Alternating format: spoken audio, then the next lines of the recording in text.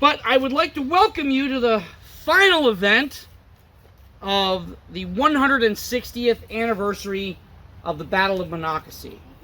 Now, hopefully you've been able to attend some other programs. You may be able to see the battlefield map, the electric map, upstairs in the museum. Maybe you've done some reading about this battle beforehand, and maybe you just happen to see the guy with the dog and the funny-looking car in the parking lot, and you just want to know what's the crowd about. All right. So I'm going to start by giving you a little bit of an overview of the campaign, and I apologize if you've heard one of my programs before, or if you already know about the campaign, but the campaign, the overview of the campaign, or at least the precursor, the purpose of the campaign, has a nexus that is tied directly to the retreat. And that's important, all right? So I'm going to briefly talk a little bit about the purpose for the campaign. I'm going to touch a little bit on the battle, but not much. And I'm going to go right into the retreat. We're not walking to the top of those heights. And the only disadvantage to that is I'm not going to be able to point at stuff, which is like 90% of my job. So,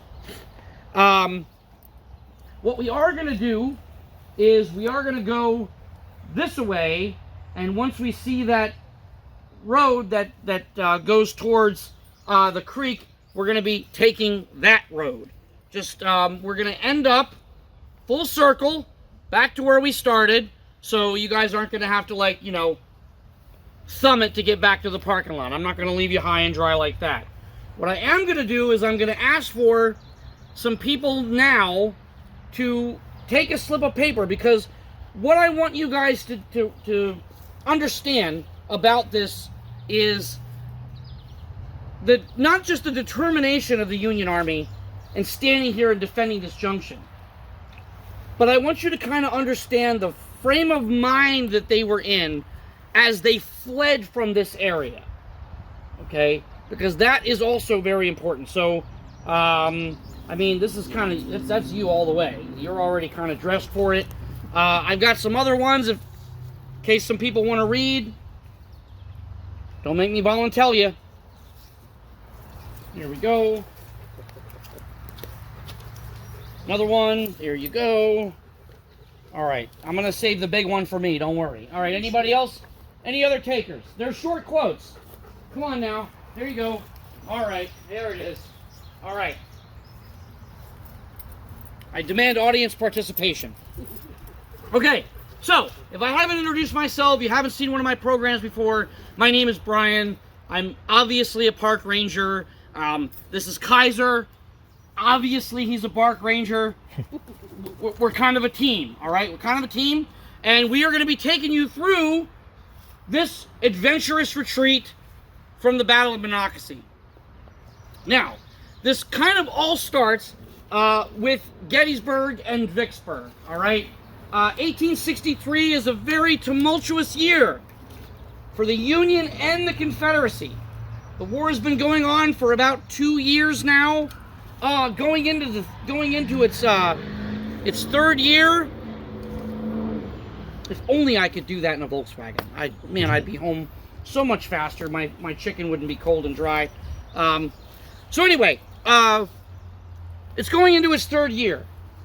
And the first thing that happens is January the 1st. It's like right on New Year's Day, 1863. What happens then? Lincoln passes something. The Emancipation Proclamation. He decides that he is going to do something very bold. He is going to change the focus of the war, but he's also doing something that's not often talked about. He's taking away his enemy's ability to wage war. Attempting to grant freedom to the enslaved Africans in the states still in rebellion allows Lincoln to kind of disrupt things. They get news of that. They're going to start flocking to Union armies, which they've already been doing for some time, and that's going to kind of bolster the Union cause. It also is going to switch the war from a war to save the Union to a righteous war. It's got to keep these other powers, these European powers, out of the conflict. Because by saying that, if you recognize the Confederacy, you recognize the institution of slavery. That's not something the British, the French, the Prussians, the Italians are willing to do, and certainly not the Pope. So 1863 is also a year of the famous battles, Gettysburg and Vicksburg. Right, all right, Gettysburg and Vicksburg. That happened at the same time. I mean, the timing was impeccable. Now, with the battles of Gettysburg and Vicksburg being brought over to the Union side for a victory, is going to be a change of course. Because up until this point, the war has not been going very well for the Union, at least not here in the East, right? Lincoln is changing his generals like he's changing his socks, and what he really, really needs is a winner. And that winner's going to come in the form of a gentleman out west, Ulysses S. Grant. Now, what's his other name? You know his other name? It's a sobriquet, but it goes along with his initials. Unconditional Surrender Grant. Very good. Now, this guy is winning battles for Lincoln. Up until Vicksburg, there's not a whole lot of strategic value, but now that they've got strategic value with that, Lincoln has founded himself in the Union Army to have a winner. He is going to come over and face off against Robert E. Lee. Starting about May 4th and 5th, Robert E. Lee and Ulysses S. Grant and George Meade, the Army of the Potomac, the Army of Northern Virginia, are going to be engaged in constant combat for about a month. This is known as the Overland Campaign, and this is going to cause a little bit more disruption, because while Grant is popular in 63, and there's a big party because everybody is celebrating, well, by 1864, that party's over, and people are a little frustrated. We wanted Gettysburg, we wanted Vicksburg, and we cut the Confederacy in half. Why isn't this war over yet? What are we still doing with this? The war has now become a little unpopular, because with the losses that have becoming to the Union Army and the Union cause, even though they've got fresh immigrants every day off the boat, some of those immigrants, they're not stupid. They're like, hey, you want me to do what now? So they're not always picking up the rifle and marching off to war like they were in the early years. So they have to invoke a draft. So now with this draft being invoked in 1863 into 1864, the Union's not really doing as well as we thought. And anything is possible. So in 1864, after this Overland Campaign, Grant has taken on quite a bit of casualties. He's engaged Robert E. Lee in this bloody, bloody campaign that's been very much inconclusive, though it does have some strategic value to it. It's really, Robert E. Lee is still out there on the prowl. And that's not really good for PR. So, essentially what happens is, the Union's got to figure something out.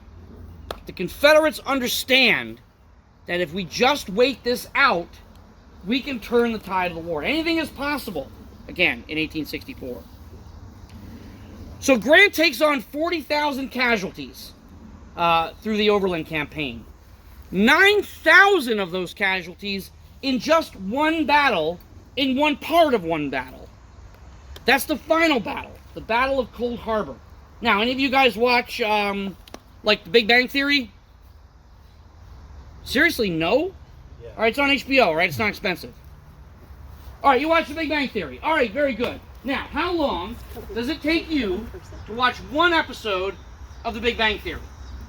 30 minutes. 30 minutes. Is that with commercials or without commercials? With. That's with commercials. So let's figure 21 to 22 minutes. And I know that because I watch it when I'm on the elliptical. That takes about 22 minutes to watch an episode without commercials. General Grant, in these endless assaults against fortified Confederate positions at the Battle of Cold Harbor, will lose 9,000 Union soldiers in less time than it takes you to watch one episode of The Big Bang Theory. I watched an episode at lunch. So Grant is no longer popular. Lincoln is no longer popular. In fact, it's actually Mary Todd Lincoln, Lincoln's wife, who's supposed to have a supportive role as First Lady. She actually says, she gives Grant another nickname. Anybody know what that nickname is?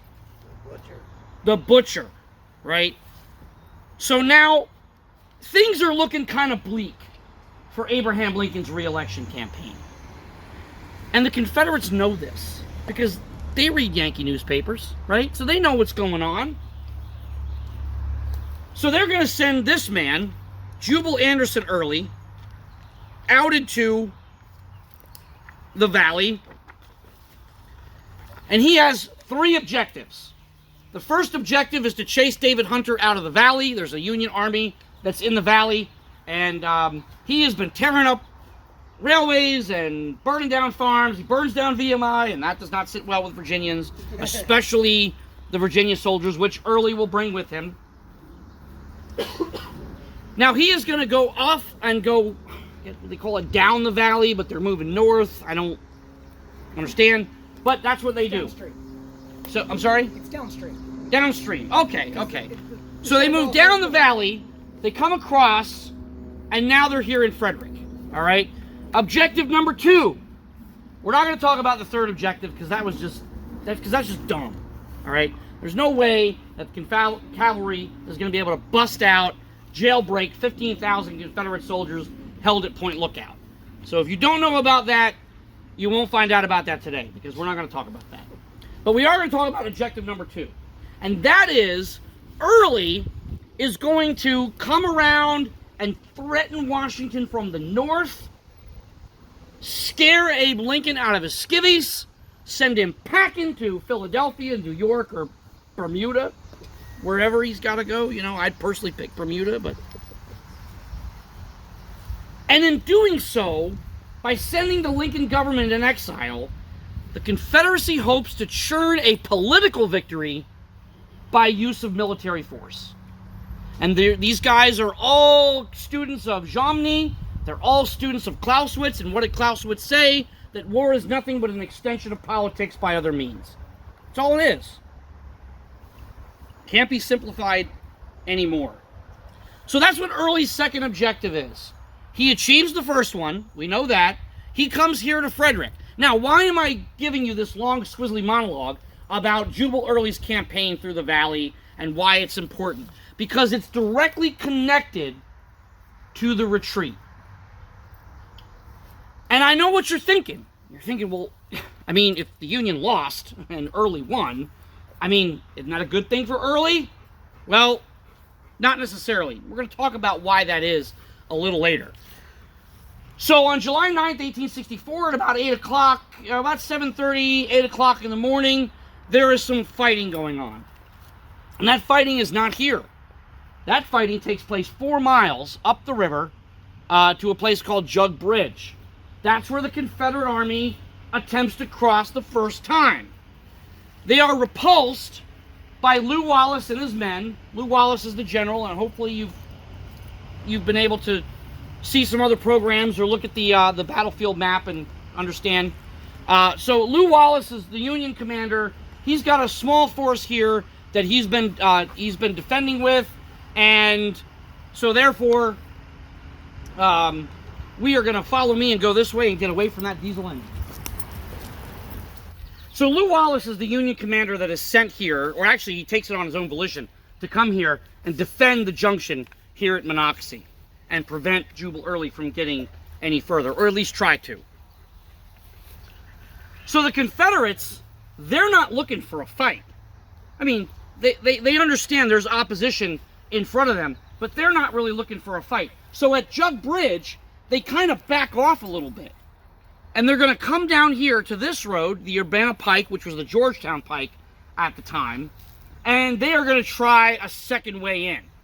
Well, needless to say, they are going to run into Union opposition.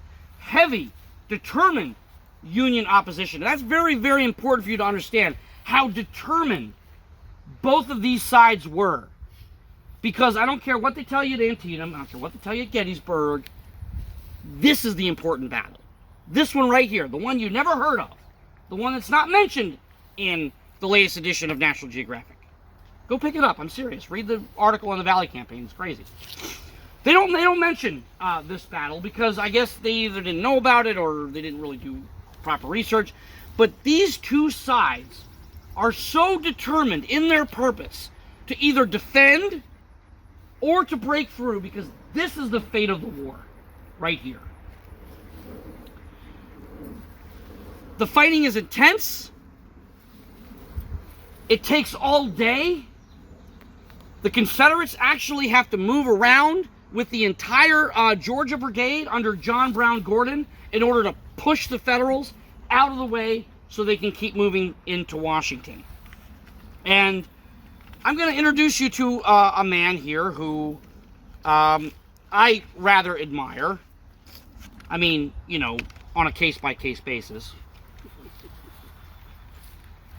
This guy here, he is not a professional soldier. He does not have a formal military education. What he had at the time of the war starting is he had money and he had influence. He was able to raise a regiment, so they made him colonel. Surprise, surprise. But this guy sees some stuff. So this guy is at the First Battle of Bull Run. He is at the 7 Days battles in the Peninsula Campaign. His name is John Brown Gordon. He's from Georgia. He is probably one of the best sources, primarily, on the American Civil War in his observances. He is at the Battle of Antietam, the bloodiest day. He's at the battle. He's in the Gettysburg campaign. He is in the Overland campaign. So the bloodiest 3 days, the bloodiest single day, and the just outright enormously bloody Overland campaign. But this little tiny battle that you've never heard of, this is what Gordon has to say about it. This battle, though short, was severe. I desire in this connection to state a fact of which I was an eyewitness, and which for its rare occurrence and the evidence it affords of the sanguinary character of the struggle, I consider worthy of official mention. This is what I'm about to tell you. This is what he wants his higher-ups to know. The guy that's going to be reading this is going to be Jubal Early and ultimately Robert E. Lee. He wants these people to know this. One portion of the enemy's second line extended along a branch, from which he was driven, leaving many dead and wounded in the water and upon its banks. This position was in turn occupied by a portion of Evans' brigade. Evans is a brigade commander under Gordon, so these are Confederate soldiers, in the attack on the enemy's third line. So profuse was the flow of blood from the killed and wounded of both these forces that it reddened the stream for more than 100 yards below. It has not been my fortune to witness on any battlefield a more commendable spirit and courage than was exhibited on this by both officers and men. Nearly half of my men and large numbers of Federals fell here. So these two sides that have been fighting literally all day, it's about 5 o'clock when Gordon makes this observance. It's also about 5 o'clock where Lew Wallace, looking through the situation and seeing what's coming, his position at this junction is now pretty much untenable. So he is going to give the order to retreat, and the Federal forces are going to be making one final stand over at the near the Thomas Farm, but kind of really more over in this area of what's now Araby Church Road. And Major Vredenburg of the 14th New Jersey, this guy was from Freehold, and I know where that is because I'm from Mount Holly. And Freehold, if you're really, really big on the American Revolution, that's where the Battle of Monmouth was fought. So Captain Vredenburg actually rushes into the Thomas house, finds some civilians in there and a couple of dogs. He says and he was referring to the owner of the house, Thomas, dare not come out. So when I went through his house, locked the drawers and some of the doors, brought downstairs a basket of silver that they had packed up, they all hung on to me, wanted me to stay, but I cared not do it as a rebel prisoner who was brought in wounded, informed me that Lee with his army was on our left near Urbana and that Early's corps was fighting our few troops, so I had to go back to the general in order that we might get the order to retire. This guy's scared. This guy's terrified because he thinks, without the benefits of social media, that Lee's entire army is up here. That's what they think. They think that they are about to be run down by an entire Confederate army and either all be killed or taken prisoner. He's hoping that they're going to be given the order to retreat. About 5 p.m., that order to retire does come from Lew Wallace. But at about this time, you have this building right here behind us, the mill, being used as a field hospital. So there's wounded Union soldiers that are here being treated. And that's going to become a problem for them really quickly. The field behind us, you would start to see a bunch of Union soldiers in blue coats just kind of scattering all over the place, making a total run for it, a run for their lives. LaForge, First Lieutenant LaForge, is actually quoted as saying, "I ran as fast as possible, thus zigzagging, for I found myself a mark for more of the enemy's sharpshooters than was at all comfortable. I had a brook to cross, several wounded men and dead also lay in it. Their cries were piteous, but no halt. As the Federal forces fell back towards Baltimore, Confederate troops moved in and occupied the mill and the surrounding area. On through Newmarket we came, no halt at dark for making coffee. What misery the men have endured today. Feet sore as boils, tired, hungry, but above all, defeated. Still no murmuring. We have finally reached Ellicott Mills, 36 miles from the scene of the action." So these guys are making this desperate attempt just to get away. Lew Wallace has lost all command and control. It is now every man for himself. But just because it's every man for himself does not mean every man was selfless. So follow me. We're going to take the path of retreat down this road to where these soldiers are now crossing the creek to get away from the Confederate juggernaut that's coming from this direction. Wallace believed he was facing. Well, I mean, according to Brandenburg, he's got the whole army in Northern Virginia about to come down on him. Right. Wallace, I mean, it's hard to say exactly, what they were thinking as far as, what kind of numbers they were against. The point is that they realize that whether it's Lee's army or one of Lee's corps, or even one of Lee's brigades, they can't stay here. Can't stay here. The lines were thrown into great confusion. The advancing Confederates, who in great numbers are bearing down upon us.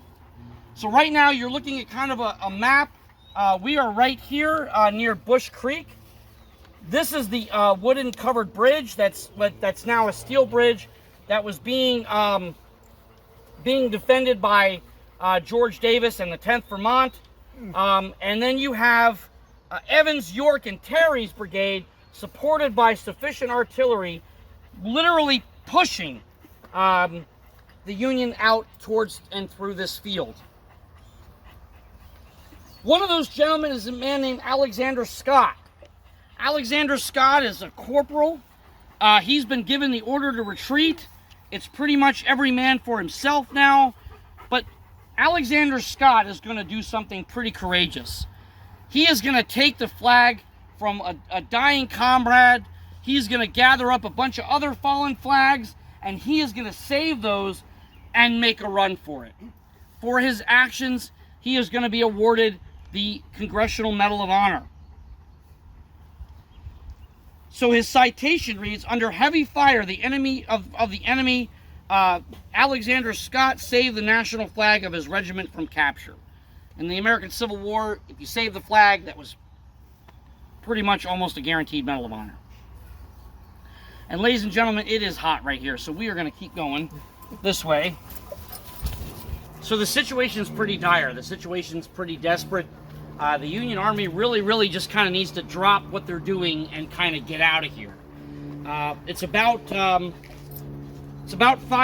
o'clock that Lew Wallace does give the order to retire, but he's got to do something else first.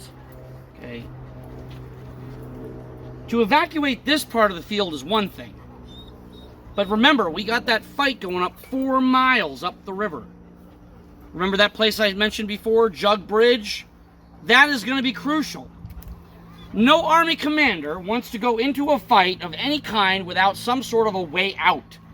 And that Jug Bridge is a way out. So here at Monocacy, they are fighting to keep the Confederates at bay. But at Jug Bridge, they are fighting for their lives so that they can fight again another day. So General Wallace's orders to Colonel Brown of the Ohio troops defending Jug Bridge, the fight isn't over for them just yet. They've got to continue to hold on. Says his orders were to hold the bridge over Monocacy at the point to the last extremity.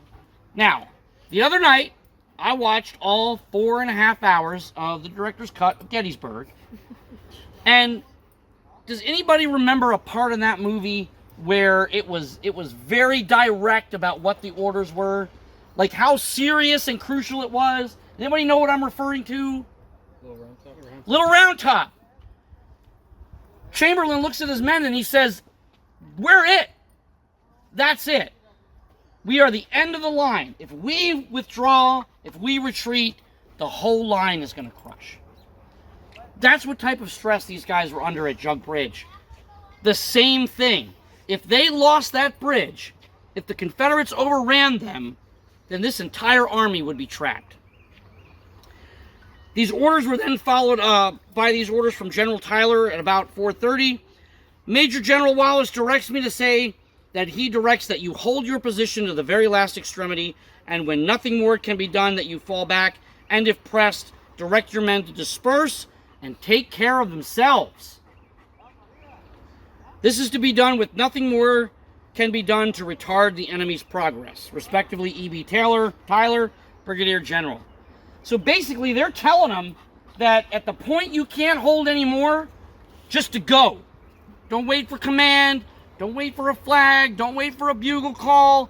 You're on your own.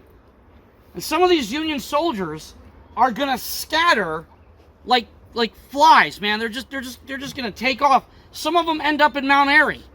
Some of them end up on a train back towards Baltimore. Some of them end up in Gettysburg. About 100 of them end up in Gettysburg, Pennsylvania. Now, another gentleman I want to introduce you to, who has been defending this area all day long, he doesn't get the memo to retreat. He doesn't have the benefit of 4:30 orders to hold till the last. He's already been doing that since 8 o'clock this morning. His name is Captain George Davis. He kind of inherits command from a guy who just decided, I don't want to do this anymore. So he is defending this area when Lew Wallace orders that the covered bridge, this here where you see the steel one, that covered bridge be burnt. So George Davis is loading and firing, commanding his soldiers, holding out for Lew Wallace till the absolute last, when he suddenly looks behind him and finds the bridge is on fire. His only escape route is now a blazing inferno. And he's got another blazing inferno that's coming towards him. He's got to get out of here. His only escape is over here to the railroad bridge. And these soldiers are now, again, running for their lives. They're scattering. They're getting over the bridge as fast as they can. And it's said that they can hear the men coming. They can feel the breaths on the back of their necks. They can feel their hands grabbing at their coat collars. Confederates are taking whatever prisoners they can, but the rest of these guys are pretty much running for their lives, and they're going to end up all over the place. Now the defenses at Jug Bridge are held up, so these guys do have another escape route that they're supposed to head to. So I passed out some paper. If you got a slip of paper, why don't you read from some of these soldiers what they're experiencing at Jug Bridge. Concerning the retreat, Private John Earl of Company E, 149th Ohio would write, "In the retreat, I was in the rear. When the Reb crew charged on us, we broke for a wheat field, where I lay till dark, when I started for Baltimore. I overtook the army next morning, but I did not see any boys until we arrived at Ellicott's Mills, when we found them on the cars." Private Samuel McCain of 144th Ohio wrote a letter to his wife about the fight in withdrawal. "The Rebs are driving our men. Oh my God, we have to retreat. We are striking for Baltimore. Our men are getting cut in all pieces. The artillery have left. I must go. Every man must save themselves. We have 45 miles to retreat. The Rebs are following us, throwing shells." It was Private John Smith of Company I in a letter home after he returned to Baltimore. "We went into the field on Saturday about 7 o'clock and fought until 5 in the afternoon, and we was alive back. There was a good many of our boys taken prisoner, but I don't know who they are. George Weddell, I don't know anything after we lost all of our officers. The captain is wounded and the lieutenant is missing. Robert Davison is missing. When we went into the fight, we had about 60 men, and the loss here is about 30 men." So I'm going to read another quote from First Lieutenant Abel Temple of Forge. "The fertile fields of the Monocacy must have been sateen with human gore, and her waters was discolored with the lifeblood of many heroes, who will know no other grave than that afforded by her cool wave, which is today gently caressed by their marble brows." These guys are writing down the utter desperation that they are going through just to get out of this situation. Now, having said that, what does this really say about this battle? Are these guys cowards? I mean, not really. I mean, they faced off against overwhelming odds all day. But they lost the battle. But did they really? Did they really? So there was a poem written that I want to share with you. "Flanked on the right by forest of green were 3,000 Federals in battle array. In their front was Monocacy's rippling sheen, spanned by 3 bridges beyond which were seen foes 6 to their 1 on that day. The foe was Early's victorious host, which Vermonters were holding at bay. We're after your Lincoln, the skirmishers boast. We'll roast him, clean him out in 3 days at the most. We'll brush your Ewan's claw out of the way." At length towards the bridges the gray columns crept. With a rush they opened the fray. But in vain, for 'twas death for the man who stepped his feet on the planking which our crossfire swept, till we burned all the bridges that day. Then a voice rang out, and our blue line dashed, like wave 'gainst the wall of gray. First cannon boomed and musket flashed, then bayonets lunged and sabers slashed, till we broke their lines on that day. A column was formed, and half that pulled through was the sigh for all those who must stay. Marched 40 long miles in retreat. It was true, but with mission fulfilled we knew, which everyone knew, was to hinder the rebels a day. So in the beginning, when I wanted to talk about the purpose of Early's campaign here, what exactly does that, what nexus does that have to these guys defending some insignificant junction for a day? What did that do to Early's objective? What's Early's condition right now? Remember, he didn't want to fight here. Started at 8 o'clock when I get to work in the morning, and was pretty much over by 5 when I leave to go home. And my retreat's just as scary, because I drive a little Volkswagen on I-70, so go figure. So what was accomplished here? The Union lost and they retreated. I mean, do they deserve shame? This was a battle for time. This was a battle to prevent Early from getting into Washington to prevent him from burning it like the British did in the War of 1812, to prevent him from scaring Abraham Lincoln out of his skivvies, so that the United States could retain its union, retain its president, because he is reelected. Lew Wallace, though, I think really does kind of say it best here about this fight, because he knows going into this thing he's going to lose. Lew Wallace says, "For their reputation and for the truth's sake, I wish it distinctly understood that, though the appearance of the enemy's fourth line of battle made their ultimate defeat certain, they were not whipped. On the contrary, they were fighting steadily in unbroken front when I ordered their retirement. Monocacy on their flags cannot be a word of dishonor." Wallace would close his report stating that he felt the monument should be placed on the battlefield for his men with an inscription simply stating, "These men died to save the national capital," and they did save it. Jubal Early was unsuccessful in his second objective. Did he make it to Washington? Well, kind of. But he got stopped cold at a place called Fort Stevens approximately 2 days later, after a long, hot, and dusty march. Had he achieved his objective, it is quite possible we would live today in a very, very different country. So again, you can go to Gettysburg, you can go to Antietam, and those places are very, very important in their own right. But Monocacy National Battlefield, the place, this hallowed ground that we're standing on right now, was the place that secured victory for the Union in the American Civil War. So I thank you for joining me. I'll be around if you have any questions. And I want to thank you again for coming out for the 160th anniversary of this miracle that happened here. Thank you, Brian. Thank you. And you guys can keep those quotes. Yeah.